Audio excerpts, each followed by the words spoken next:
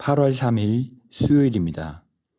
오늘 새벽 우리에게 주시는 하나님의 말씀은 마태복음 22장 23절로 33절까지의 말씀입니다.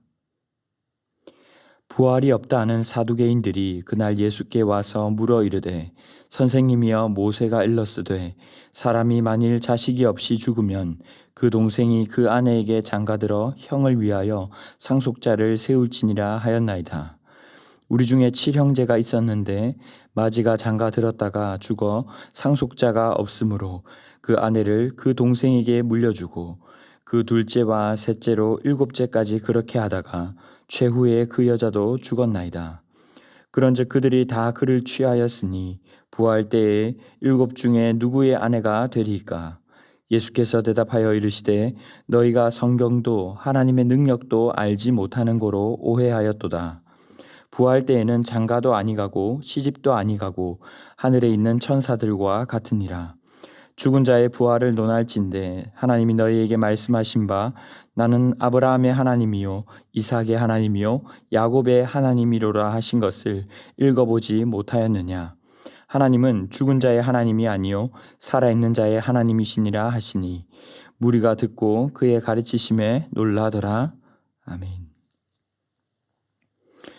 예루살렘에 들어가셔서 성전을 정결하게 하신 이후부터 여러 부류의 유대인들은 계속해서 예수님께 불편함을 느낍니다.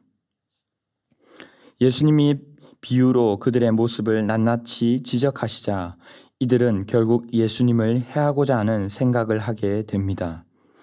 어제는 본문에서 바리새인들은 어떻게 하면 올무에 걸리게 할까 하면서 세금 바치는 문제로 시비를 걸었다면 오늘은 사두개인들이 부활 문제로 딴지를 걸고자 질문을 하고 있습니다. 23절에 부활이 없다 하는 사두개인들이 예수께 나와서 물어 이르되 사두개인은 바리새파에 비해 비교적 귀족 계급에 해당하는 자들로 제사장 대부분이 이 사두개인이었습니다. 이들은 하나님의 예정과 섭리를 믿지 않았기 때문에 철저한 내세관을 가진 바리새인들과는 달랐습니다. 그래서 소개했던 것처럼 이들은 부활도 사후 세계도 영적 세계도 다 부인하는 자들이었습니다. 그런데 그런 그들이 나와 묻기를 부활했을 경우에 대한 질문을 하고 있는 것입니다. 당시에 자식이 없이 이 형이 죽으면 계보를 잇기 위해 동생이 그 아내에게 장가들던 형사 취수법이 있었습니다. 7형제가 자녀 없이 계속 다 죽었다가 부활한다면 과연 누구의 아내가 되겠는가 하는 것이었습니다. 부활도 믿지 않던 이들이 이런 질문을 한 때를 보면 23절에 바리새인들이 가이사의 질문을 했던 바로 그날이었습니다. 이것은 바리새인들의 부활 신앙에 문제가 있음을 지적하고 또한 자신들의 신학에 옳음을 증명하기 위함이었습니다. 즉 이런 애매한 문제도 발생하게 될 텐데 자신들의 말대로 부활은 없는 것이 아닌가 하는 것이죠. 하지만 이들의 질문은 중요한 사실을 간과하고 있었습니다. 예수님은 29절에서 너희가 성경도 하나님의 능력도 알지 못한 고로 오해한 것이라고 말씀하십니다.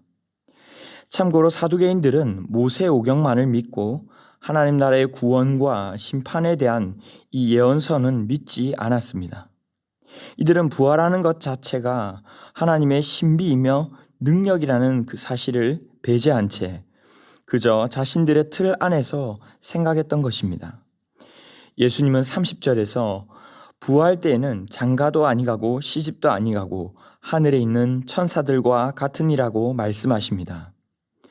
오늘 예수님의 말씀의 핵심은 부활 이후의 모습, 천국의 삶은 전혀 다른 삶인데 지상 생활의 연장선으로 생각해서는 안 된다는 것입니다. 이 땅에서 우리는 시간과 공간, 또한 우리의 죄성과 죽음의 제약을 받지만 부활의 삶은 우리의 상상을 능가하는 전혀 다른 차원의 삶이 준비되어 있다는 말씀입니다. 하나님은 이미 무에서 유를 창조하신 분인데 계속해서 우리 자신의 한계에 갇혀서 어려워하실 분이 아니라는 것입니다. 예수님은 형사취수법을 근거로 부활을 믿을 수 없다고 말하는 자들에게 오히려 율법에 나온 하나님의 말씀을 근거로 들며 부활이 있음을 증명하십니다.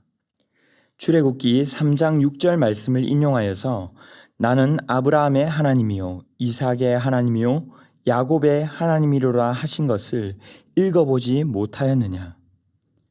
하나님은 광야로 도망쳐 야인이 되었던 이 모세에게 이러한 말씀을 하시면서 과거의 시제가 아닌 현재의 시제를 사용하셨습니다. 이미 죽어 없어진 조상이었지만 하나님은 그들과 계속해서 관계를 맺고 계시다고 한 것처럼 그들 또한 부활해서 살아있는 존재라는 뜻이죠. 그러하기에 죽은 자의 하나님이 아니라 살아있는 자의 하나님이시라고 말씀하신 것입니다.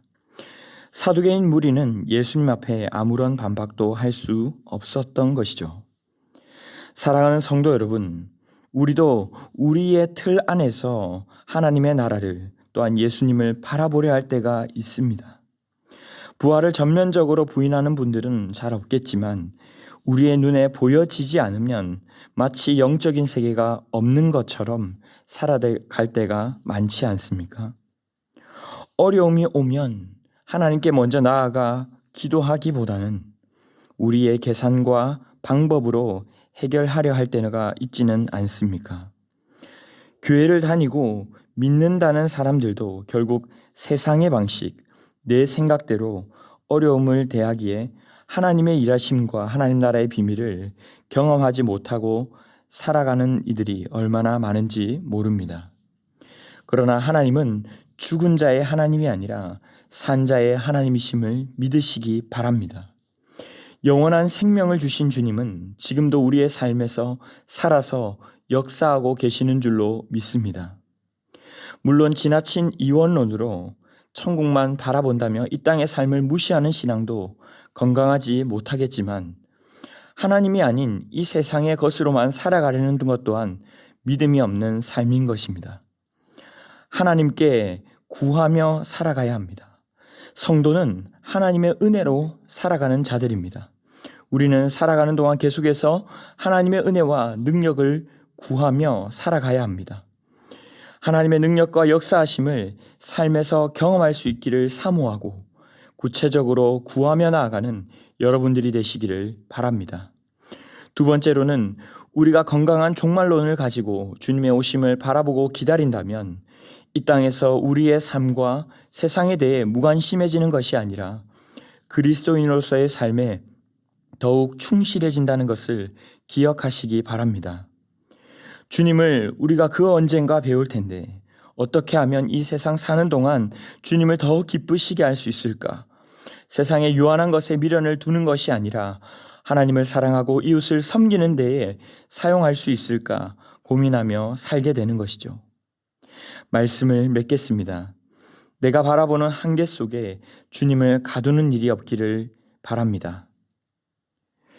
주님의 일하심을 바라보며 기대함으로 성실하게 살아갈 수 있기를 바랍니다.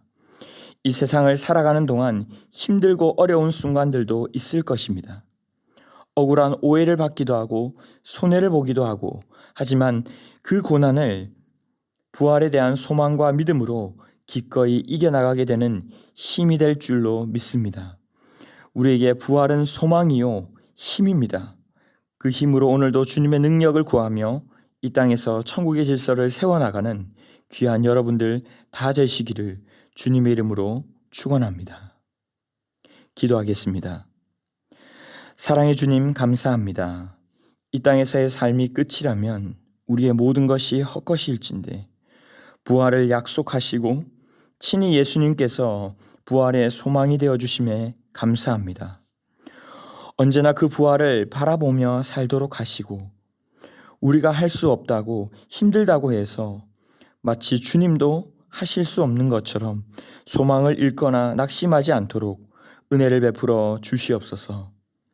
참된 부활을 믿음으로 소망하며 이 땅의 것들에 마음을 두지 않고 어떻게 하면 하나님을 기쁘시게 할지 이웃을 섬길 것인지를 고민하며 주의 나라의 능력을 구하며 살아가는 저희 모두가 되게 하여 주시옵소서.